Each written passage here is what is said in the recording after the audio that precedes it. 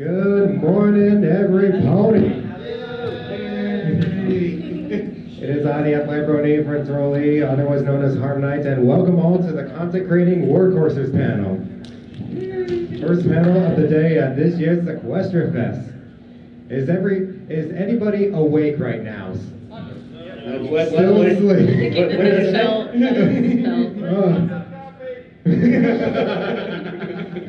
Oh my gosh. So for those of y'all who are new to this panel, we are a bunch of content creators who do some independent content creating on YouTube for a little bit of a short or long-term period, depending on each other. And we're here to give you guys a little bit of a 101 on the ins and outs of YouTube. And towards the end, we'll also do a little bit of a Q&A, so be sure to get your questions ready. But before we begin, I just want to ask you guys, real quick, can you give us like a little bit of a recap from like last year? Has anything like changed like over the years and stuff in terms of content creating? Like any milestones? I'm getting really close to 1,000 subscribers, so it'd be really awesome if I could reach that goal this year. Yeah. Oh, by the way, I completely forgot. Introductions. Oh, yeah. I'm SpottedtailYT 2017. I've been on YouTube for about 4 years now, and I do stuff like PMV, song covers. I've mainly been doing speed paints on my channel right now, and right now, this is actually also really new too. I am working on my first audio drama, which I will talk about in a panel in the waiting pool at 11 a.m. today. So come check it out if you want to hear all the ins and outs of what goes on with those kind of projects. And like I said, I am the athletic brony, Fritz, otherwise known as Harmonlight, and I have been doing content creating work for now over 7 years, since 2017, and I currently am actually just hit 1,000 subscribers. Literally, actually the day after my birthday, February 26th. So that was actually pretty nuts. Like before, it was like 993, and all of a sudden, next day, I gained 8 subscribers, and I'm like, well, thanks for the late show up, guys. It would have been nice if it was on my 25th, but okay. Okay, 25 on 25, but I'll take it. Better late than never. Better late than never. Exactly. That's a great milestone to reach. Yes. Oh my gosh, because now I can finally get monetized, which, by the way, we're going to be talking about that real quick. But yeah, and it's just been great. And also, my most popular video has even reached 100,000 views, which that was also pretty nuts. That's awesome. And yeah. Pretty. Yes. I am Blue Star Brony. I do reaction videos, reviews, analysis, a little bit of everything. Oh yeah, I've also started doing reaction videos to different smaller audio dramas that have been going on around. So if you want to check those out, like I'm currently in the process of reacting to Corrupted Consequences by Flutterpaws. It's a really good audio drama. I suggest that you check it out. Yeah, but as I mentioned before, like the my channel's performance has just been like sporadically growing. In fact, that number of my current count, 1087, that's actually now wrong. It's actually now 1090. I'm just 10 subs away from my first 100 to 2K. So nice. It's also, and like I said, the growth in views has just been pretty sporadic and hit the 100,000. There was even one particular video that has like really became big, like over, and probably the biggest one in the year 2023, and that was when I was at MomoCon and filmed the Living Tombstones concert. Almost in its entirety. Not in its entirety, but almost. I was 2 songs short because I had to leave early to meet Yaya Han in her Belle cosplay because Belle was my favorite anime film, not gonna lie. Yeah, I'm such a weeb. But as I mentioned, and I'm still doing reactions, still producing. I'm a little bit in like a little bit of a creative, what was that term that Pip used in that one episode? Creative block. Yes, and I have videos in the works, but I just don't have the interest to like edit and stuff because I'm just like, still going back. But then it sucks because when I'm doing it, I'm like, oh wait, it's not that bad.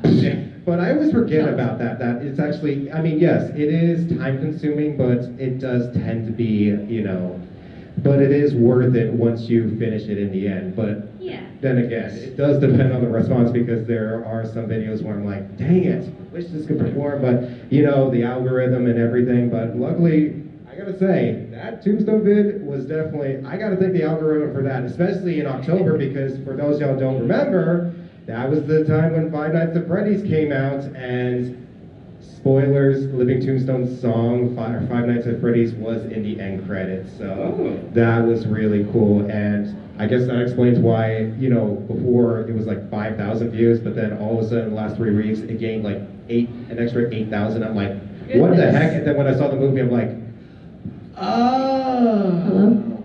And I also geeked out because Tombstone is the GOAT.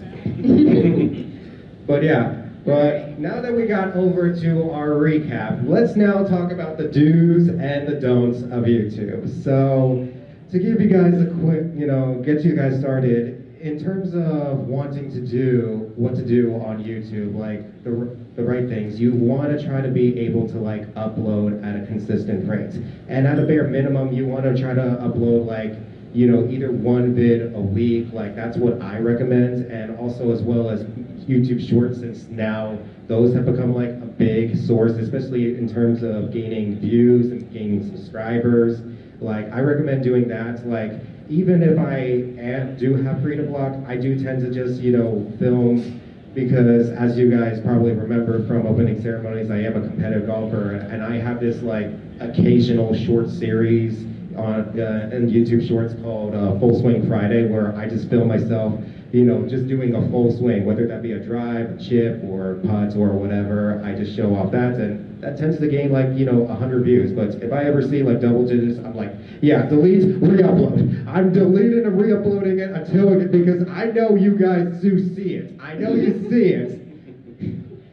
And yeah, there have even been a couple where I actually did get like a couple thousand. Like when I was I even remember like the first time doing it, it was for when I was recording swings when I was actually at my sister's wedding in Mexico. Nice. Yeah, it was in Cabo, San Lucas, and I remember playing the golf course that was part of the resort that I was staying at, and it was such a pretty course, and I was filming, I was actually ending up filming a couple short, you know, swings there, and that ended up getting like 2,000 views each, like 1.5 to 2,000. So, as I mentioned, you want to be able to like, at the bare minimum, like post one video. It doesn't even have to be like a long format via shorts. You know, I do recommend do it in the shorts horizontal, because if you try to do it like in a video, it's not going to get that much traction, because like I said, people are going to be, you know, I feel like with YouTube, they've become like more like TikTok and stuff. You guys, Especially with the shorts. Yeah. Because of TikTok. Yeah, oh my There's god. this giant thing. Oh, people like these really short videos. Yeah. Let's do Let's the same push thing. Exactly. Yeah, I missed it when at the time when people were more, you know, people were more attached to like, well, and that's also the thing. If you're trying to post a video, you want to try to do it in longer time format, like a reaction videos like us and stuff, because that seems to be more like the more attraction, because they're like, oh, 21 minutes, and you know, it's a reaction to, you know, this episode, to this series, you know, whether it be Okay. Because sometimes I find the opposite is true. Like if I see a video like, like I call them focus on videos, where it's like specific analysis videos, it's like, 20 minutes. I don't know if I want to watch that or not. Yeah, that's true. Yeah, that's fair. But yeah. Yeah. But also another thing you want to do is also to notify the viewers, especially like when you're doing a hiatus. Like that's what I pretty much did. Like when I was like in the middle of somewhat of a hiatus, like I did a May update for my channel, and not only to try to post a try to keep you guys updated for like what my channel status is. But it was also to announce my 1K giveaway, which by the way, if you guys subscribe to my channel, I am doing a giveaway where, you know, 5 lucky subscribers of my first 1,000 are gonna be winning prizes and stuff. I'll be trying to find as many names as possible, and you know, and try to, you know, spin the wheel and everything. Oh, and by the way, in case you guys are wondering, do you have the chance to win multiple prizes? No. And to make things more fair, you know, it's one prize per person. You know, that way, you know, somebody, you know, everybody wins something and stuff. But anyways, but getting back on topic to notifying viewers, you definitely want to try to do, you know, I don't know what, I mean, I would say maybe once every, like, it really depends. Yeah, Like, it just depends on like what content you do, how often you upload, and I mean, if you've already like gotten a pretty consistent schedule down, like one video every week or one video every 2 weeks, like people will tend to like expect it, I guess. So if you need to like, I don't know, you need time to catch up on some stuff, or you got stuff outside of YouTube that you need to deal with, you can always message them through, I think the community channel on YouTube is a good place to do that. yes. And, or you could also update people on maybe your like your social medias, like Instagram, YouTube. Oh, sorry. Oh God, it's one There of we go, we're those. fine. It's one of those. I know. Even the computer's going to sleep. Oh. Unfortunately, I've encountered this problem myself. Yeah. Oh my gosh. Yeah. I mean, yeah. Like I usually like this con. It's like it's Thursday, so Yeah. I can't. It's like so. Tell your tale. So. So I've tried, let's say, like the first time I recorded it, edited, uploaded it before I left. The last time I recorded it and edited it here and then uploaded it. I said, no, I'm not going to do either. I'm just going to do it when I come back. Yeah, that's a good idea. It's a better idea because Yeah. So I made a short video. It's like, I'm going to SeaquestriaFest. I'll do the video upon my return. Yeah. Yeah. But yeah, going back to notifying viewers, I would say, yeah, the community page for sure, but if no one's like as active, because I feel like, I mean, this has happened to like Obap Scrover, like she does post stuff like on the community tab, but it seems to that fact that nobody even bothers to check that out, so she ends up like posting a video. Like I remember one point she had to make like an update video because it's like, apparently you guys didn't see that. Yeah. But I would say a best backup would have to be, make a video and as well as post on your socials, like Twitter. It's still Twitter. I'm not calling it X. I'm not calling it X. And and Instagram and Discord especially. And then last but not least on dues, follow the R&R rule. I learned this from Obap Scrover back at BrodyCon 2018 and her YouTube panel, and that is relevance and release. You want to try to be able, if you're going to be a content creator, you got to make sure that you're,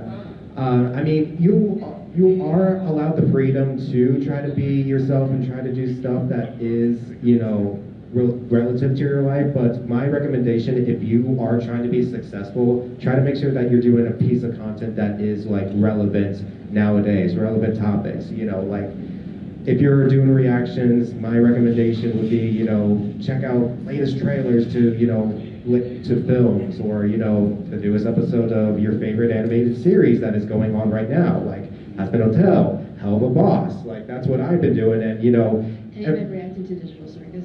I need to do friggin' digital. Yeah, because the second episode just came out. I know, and I did see it, and I did see my favorite reactor, shout out to Not So Average Fangirl, I saw her reaction to it, and wow, and I even saw Drummershy's reaction when it was going on live, so yeah, he was doing a live stream reaction on his channel, and I was like, oh wow, and I saw that, I don't want to give spoilers. Actually, no, I'm not going to give spoilers. Don't give spoilers. No, Don't give spoilers. No.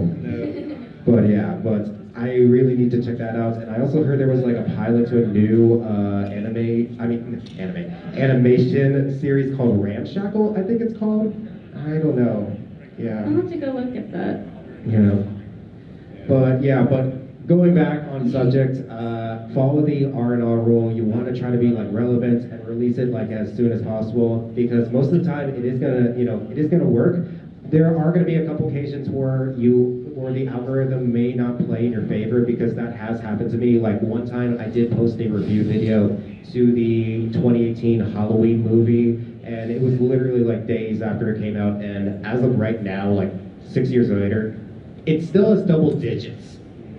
And That'll happen. Yeah. There will be videos that you think will do really well, and then they'll just flop. Yeah. Like, I have a couple speed paints on my channel that I was really proud of the art piece. I was really proud of how I did the whole art process and stuff, and wanted to showcase it to everyone. But I think now it's still sitting at like 30 views, and I posted it almost like a year ago now. So I mean that stuff kind of happens.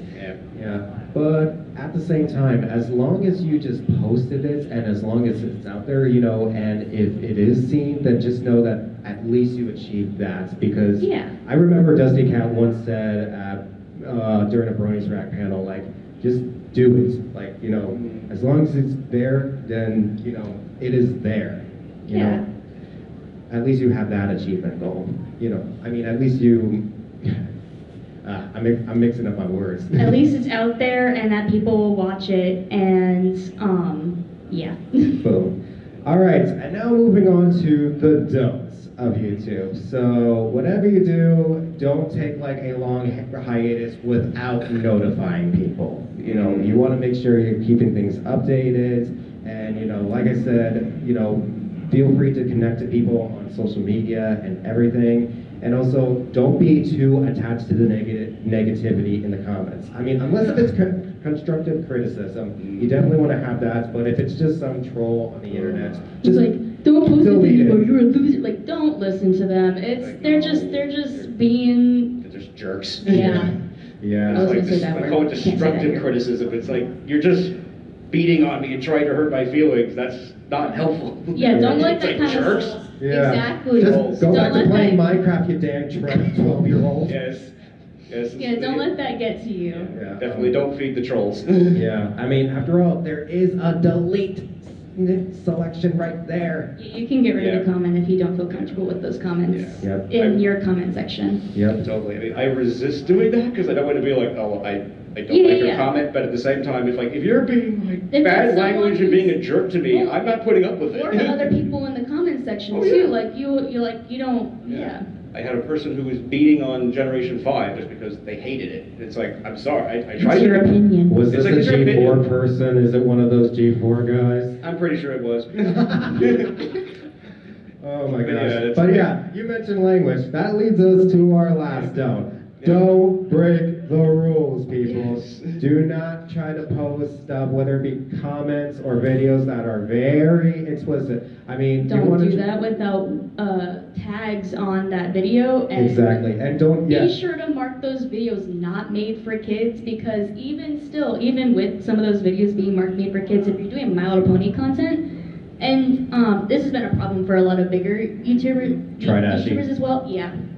Where their videos are getting marked as being made for kids, even though there's swear words in them. So, like, just, yeah. Yeah, and also It's a problem. Yeah, and also animation is for everyone. Not just kids. Yes. Yes, absolutely.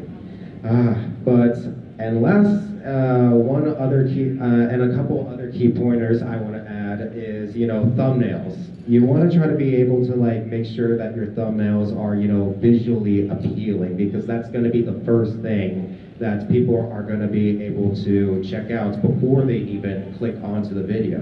Mm-hmm. And as you can tell, like all the years that came up to this very day, it was a little bit of a, you know, it was a little bit of a struggle to find like my, you know, I would say my designated or my signature, you know, thumbnail. Your style. Yeah, my signature thumbnail. And, you know, I will admit, my recent one, it still probably needs some spark and everything. And because I pretty much make my thumbnails on Keynote. You know, and I try to find just some, you know, cool background on Google and stuff, and try to find the thumbnails to the video and then resize it and then put the title in like this gradient background and also show my face and stuff. Yes. Whereas, you know, in the very first one, I just put the freaking poster of the series or the show, and then just my OC, and then a gradient background. Which, I mean, don't get me wrong, that looked pretty, but it's not as, you know, it doesn't really tell the story. You want to tell the people what you're actually watching. I mean, Yes. sure, basically you are doing that, but at the same time, it's not as great as that. Yes. Yeah. You have to convince people, click on my video. Yeah. But I will say, the middle Because area- when the search thing's up, there'll be a dozen different reactions that you can click on. You have to convince the audience, click that one. Yeah, click on mine, click on mine. Mine. Do it. What's mine? No, mine. Yeah, and also, but To now go to a different topic. Now let's talk about like monetization, because now that I've earned 1,000 subscribers, I want to tell you guys a little bit something about monetization. And this is actually going to be something that I've actually never heard of from my favorite YouTubers. Like I didn't hear this from like Saber and Race, but apparently that if you actually do end up hitting that goal from 1,000 subs, you don't get paid instantly. You don't get, I mean, your channel will get, you know, eligible for monetization, but the thing is, you also have to reach a certain goal in order to get paid fully. You have to. Yeah, I think one of the goals is like a shorts goal. Like you have to gain like 35 $100. million views on shorts alone, as well as the subscriber goal, just to get access to getting money from it. So Yeah. And also, yeah, and also another thing was that after you do hit all those goals, you also have to reach like you also try to make sure that you're making like $100 in like a threshold and stuff per month.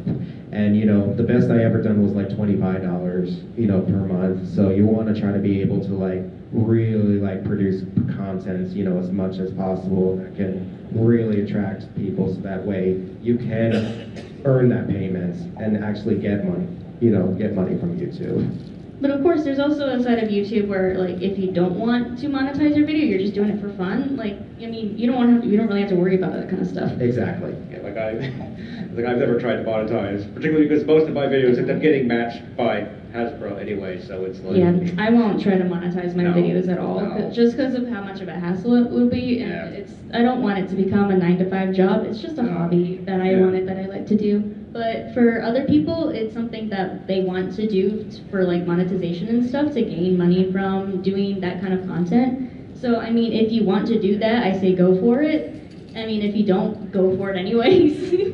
Yeah, it's totally up to you. If you want to treat, you know, if you want to treat it like either a part-time or a full-time thing, or as a hobby, it's entirely up to you guys. Yeah. But yeah, but now that we got our 101 a little bit out of the way, before we head into Q&A, who here would like to see some, you know, sneak peeks of some future content coming out? Well, well, I'm happy to tell you that I'm currently in production for my 1K subspecial video, and I am happy to tell you it is going to be in an animatic style react, and my OC Harmonlight will be playing a main role in it. And that's awesome. Let's just say that the video I'm going to be reacting to is going to be something one for all, both fans of G4 and G5. Let's see if the audio works. Yes.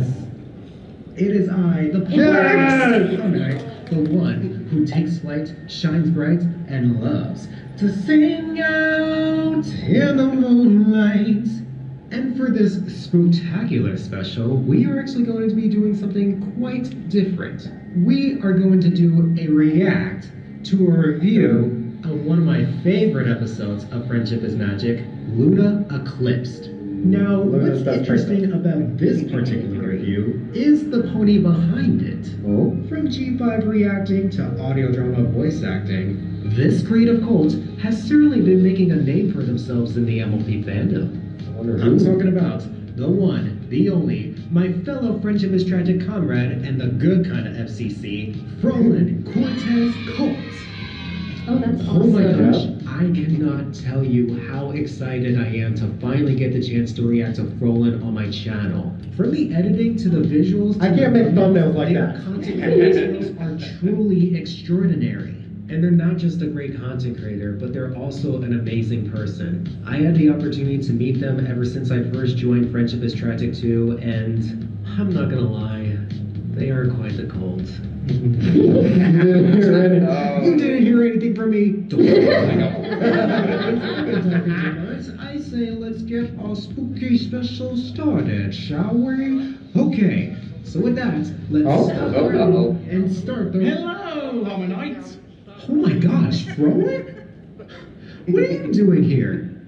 If you want to see the rest of that, it will be posted later on. Maybe, I would say, at the latest, it's going to be posted during month of Macabre 2024, because it is going to be a reaction to Luna Eclipse, and of course... Macabre. Yeah.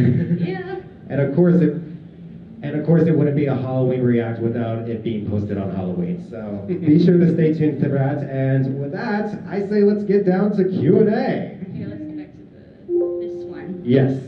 Why are you making a Windows noise at me? That's what Windows does. I pressed the key one time and it doesn't like it. It's just like, no. All right, so does anybody have any questions for us? It doesn't have to be. All right, you in the back. Awesome. Yeah, so I also have a YouTube channel. I have maybe like 550 subscribers. Nice. Good. So one of the things that I've been sort of always doing with my videos is making sure that the thumbnail is particularly screen capped from, anywhere where it's actually visible in the video itself. Because this one time I had one comment that was like, oh, your thumbnail is so clickbaity and it's ridiculous. And I was actually able to go in there and find the exact frame and respond to the comment and say, go to this frame and you'll see the thumbnail. So I'm just wondering, how important is it that you keep the thumbnail exactly what you see in the video versus just, assuming you're keeping it relevant, going into, like paint.net or Photoshop or something and just building it up to some crazy, exciting thumbnail that isn't what you're going to see in the video, but is still relevant. Yeah, I mean, I kind of do sort of a hybrid in that usually almost like I think what the person's complaining about is like, oh, you took a picture of yourself that's going, oh, and you just use it over and over and over again. That I think is bad because that's. It's reusing something from a video that, I mean, it doesn't necessarily need to be reused because if that's not like an accurate reaction to what you're doing, like don't. Yeah. I mean, yeah, you want to keep like your thumbnail relevant to what you're doing because that'll help draw people into what you have created as a video. Yeah. Like I mean, yeah. Yeah. And I almost do like a hybrid in that I'll go through and I'll find a good expression. It may not necessarily be at that exact moment. So like I'll take a picture of myself with a good expression, then I'll pair it with kind of, like the show, whatever. So it's still a shot of me in the actual video. It's just perhaps not exactly at that exact moment. I don't really have anything to add to that. I don't do it like I don't do face cam reactions. My reactions are just drawing of my character and just the audio with the video playing on like a TV screen that I drew up. So I can't really add anything to that. But yeah, I mean, keeping like your thumbnails relevant to what you're creating is important. Yeah. I'm just trying to figure out an answer for that. So you're asking for like, are you trying to like ask for like your thumbnail being like, try to, like, is it like about the visual appeal or? It's like screen cap versus something that's relevant about the video. Oh, okay, so you want like maybe it's an edited screen cap. So like a versus between the two? Yeah. Okay. Like, do you need to stick to an actual screen cap that you can, point to at the time? Or is it all right to kind of like build something up that kind of represents what you're, I mean, I don't know if I can answer that because, like I said, I tend to be like more of a build-up, but I guess it really depends on how the people will be able to like really see the video and make sure that it's like appealing enough so that you'll be able to like grab the viewers' attention and everything. So I think it also depends on like what kind of content that you're creating as well. Like, if it's like I don't know, say a PMV, one of my later PMVs, I ended up taking a screen cap from the suggested screen caps for the thumbnail on YouTube Studio, and I mean it's worked. It really just depends on like what you're doing. Yeah. All right. Any other questions? It doesn't have to be YouTube related. It can also just be in general. Or individual questions for each of us and like what we do. Yeah. There we go. My question is about all the content you guys use when you're making your videos or when you're saying your lines, you know, like flip your lines of Oh, dang. That has been a huge struggle for me. Trust me. I can't tell you the amount of takes it takes me to get through an intro. Yeah. Oh my gosh, like just get through an intro for a reaction. Like there have been occasions where I probably had like, I don't know, like a 2 or 3 hour session to myself, you know, in my dorm and everything, and I just remember just trying to repeat it, and there's even been occasions where I improv and be like, and try to like add onto it, like I separate clips and stuff. There have been a couple occasions on that, but yeah, that tends to be such a big struggle, like flubbing. And you know, just when you thought it was like just when you thought voice actors can't words, I mean us reactors as well. Yeah. It's We like really can't work. editing is magic. Oh my god. Editing is magic. Yes. It's like I will fix that in editing. You know, and then when you get down to the outro, it's like, wait, what do I say here after this? It's hard to even tell. It's hard to do even a freaking feedback or a follow-up. Oh my gosh! After I'm just like, and then I just improvise the crud out of it. Yeah. Yeah, there's a reason why the voice actors take 4 hours to do one 22-minute episode. It's worth it though. It is worth it. Oh yes, it is. But yeah, thank you for your question. Yeah. All right. Anybody else?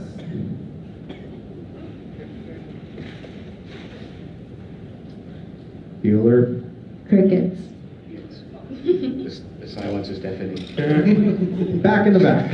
Yeah. So what do you do to break out of a loop where your channel basically sits at the same subscriber level, plus or minus, you know, maybe 30 or 40 over the course of a year? All right, I could probably answer this one. I was stuck at like 910 subscribers for a good 10 months. It wasn't until I posted my casting call for my audio drama that viewership started to skyrocket, and I gained more subscribers. So I mean, it's another subjective question. It just depends on like what you want to do and pair that with what is popular, I guess. If you're looking for views, if you're looking for subscribers, I mean, the algorithm, it's very complicated. So it's hard to pinpoint like when, excuse me, my brain just blanked. It's hard to pinpoint like what, my brain's still blanking, can you finish this for me? It's difficult to when that happens. It's like it just seems to be like this moment where it's just like all of a sudden you hit like that peak and just like now you get views, now you get subscribers. It just seems to just happen. Yeah, sometimes it just happens on a whim. Like sometimes you don't even realize that a video would get that much views and then it just skyrockets. That happened with my most viewed. I think I don't know what it's approaching now because I haven't actually looked at it. The last time I looked at it, it was at 282,000 views, and it was a PMV that I posted. And it's the only video that is consistently getting views on my channel. Others are like in the hundreds. I have a couple other videos that are in the thousands now, but I mean, yeah. It's just, sometimes it's just up to the fate of the algorithm. Sometimes I find networking is sometimes good, meaning go into someone else's channel or something and leave a nice comment. Don't just be like, hey, subscribe to my channel. Yeah. I consider that rude. Disruptive. But you know, say something nice about their video or whatever, and then say, hey, I do reaction videos or analysis videos, whatever. If you're interested, go check out my channel. Oh yeah, that's another thing that's also changed. I've started branching out to other creators because of my audio drama, I've gotten like a bunch of people who want to do like voice acting and art for it. But along with that, I've gained a lot of friends in this fandom now. And along with that, like you can just help out other people with their channels. You could do collabs and stuff for like say song covers. I know there's a song cover that I'm on that was for the gala. For like the At the Gala song, I was only like in the crowd, and yet that video has got, I don't actually remember now, but it's gotten a decent amount of views now, which is, yeah. So yeah, branching out to other people and creators and stuff helps get your image out there as well. But obviously, do it in a nice way. Don't be disruptive. It doesn't help anyone. No, definitely don't be disruptive. Yeah. I had to call my fans out on someone else's channel because they were beating on. It's like, Oh, don't beat Wait, on them. was this Roland? Was this Roland? I think so, unfortunately. Yeah. I have short-term memory when it comes to these things. Yeah, I think because I remember seeing their tweets about it, and I was just like, oh no, Please no. Yeah. No. Yeah, we got a question in the back. Yep. When it comes to like networking with other creators in the niche, where is the best place to do it? Is it like an in-person conventions, or is it better online, Discord groups, Twitter, whatever, to interact with other creators? That's a good question. Yeah, I would probably have to say if you're trying to get, network and, collab and stuff, I would definitely recommend like social media and everything. It's also, especially I would also say Discord as well. Like Discord is also a good place, like especially if you are currently in a project, because then there's going to be like, or part of a server, like if you're in a voice acting server, like I remember I'm currently like in an audio drama server where it features people like Scribbler, Magpie, and Loss, and all these other even smaller content creators, and they tend to self-promote casting calls and everything. And this even happened, and when I actually joined Friendship is Tragic, I was on their server, and I had the opportunity to, and whenever Scribbler, that was actually the place where Scribbler asked people like, hey, who wants to do a collaboration with me, or who wants to do this role for this short, comic dub and stuff. And I was able to like do a couple of these comic dubs for OBAP Scribbler, as well as these fanfic readings, and also a couple of them I still need to record. Sorry, Scribbler. Yeah, patience is virtue. But yeah, I recommend Discord especially, and also social media, especially YouTube. Like, I continue, following the YouTube. That's completely okay. Yeah. YouTube is sometimes a very scary place. Yes. Yeah. There's a reason the comment section is disabled on all the Tell Your Tale videos. Yeah. It's not just because it's made for kids. But I would recommend Discord, and there's even I don't know if you're into voice acting, but I also recommend, there's this website I think called castingcall.club. Casting Call Club is a great place to find different projects, not just My Little Pony, but anything, where you can find projects that are looking for voice actors. I think some of them on there also look for artists and stuff too, because I think Didn't Friendship is Tragic have like something recently where they also post on Casting Call Club, or was that a different thing? I think it was a different thing. I don't remember. Yeah, I would have to ask Scribbler about that. It might have been something for like Newscript or something, because I just don't remember. But yeah. But anyway, we got less than we have just less than. We're out of time. Yeah, just less than 10 minutes. So anybody have any other questions? I feel like you kind of have one, but I don't think you do.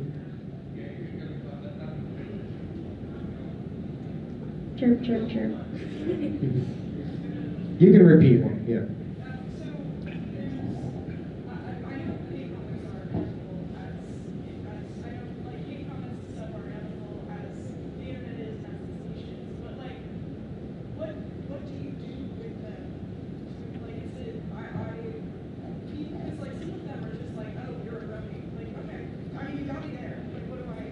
I mean, yeah, that's true. Yeah. I am a brony. What do you want? What do you want? What do you want from that?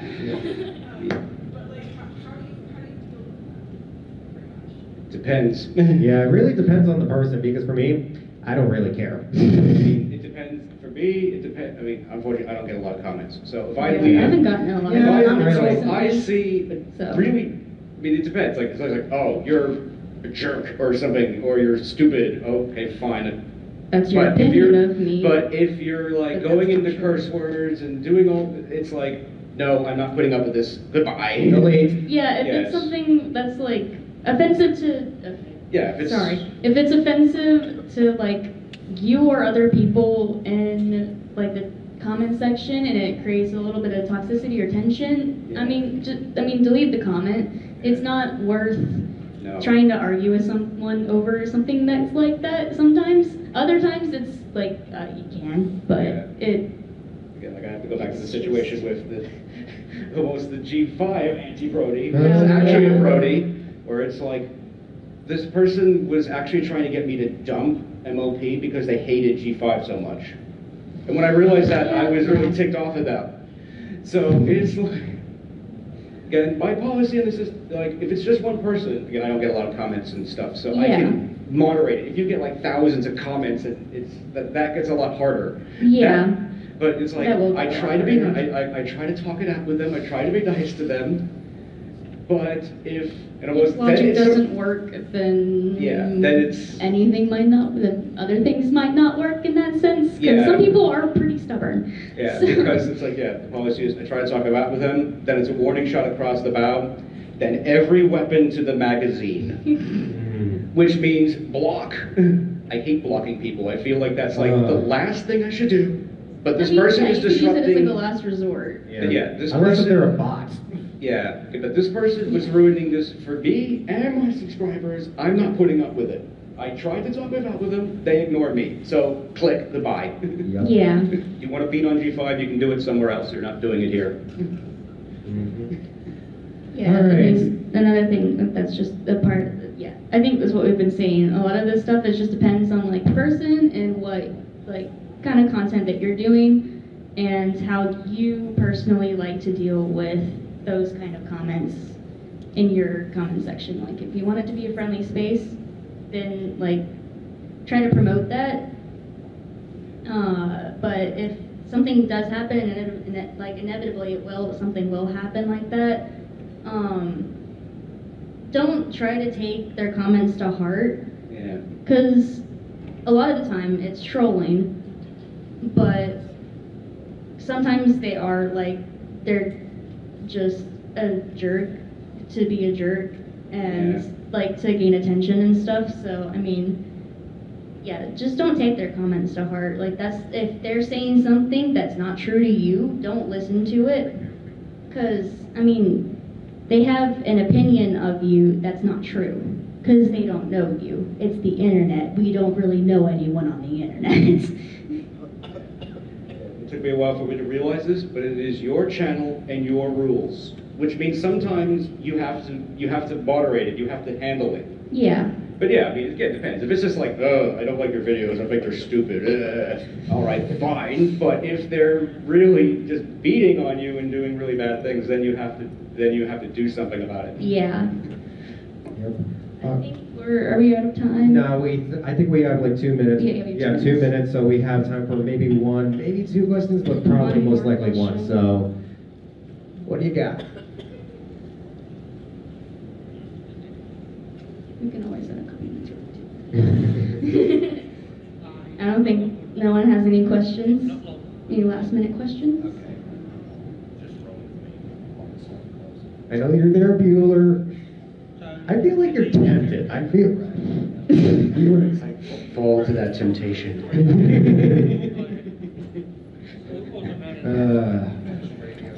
There we go. How well does custom convention t-shirts? That's my question. Custom convention t-shirt. Like putting them in thumbnail, like you wearing them for videos, like reaction videos and stuff, or This. Oh, that's cool. That's so cool. Yes.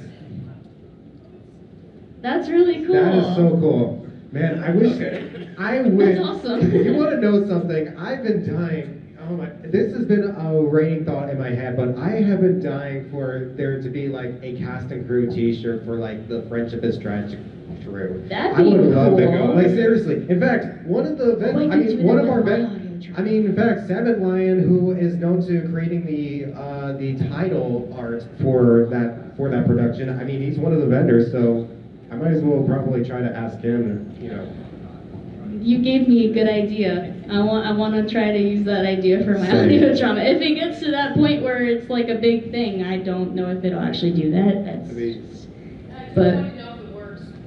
I mean, it's my- working right now. Yeah, it's really cool. It's allowing me to, yeah, seriously. I mean, just looking at that, it makes me, I am intrigued and want to know, like, what do you guys do? So, yeah. Yeah.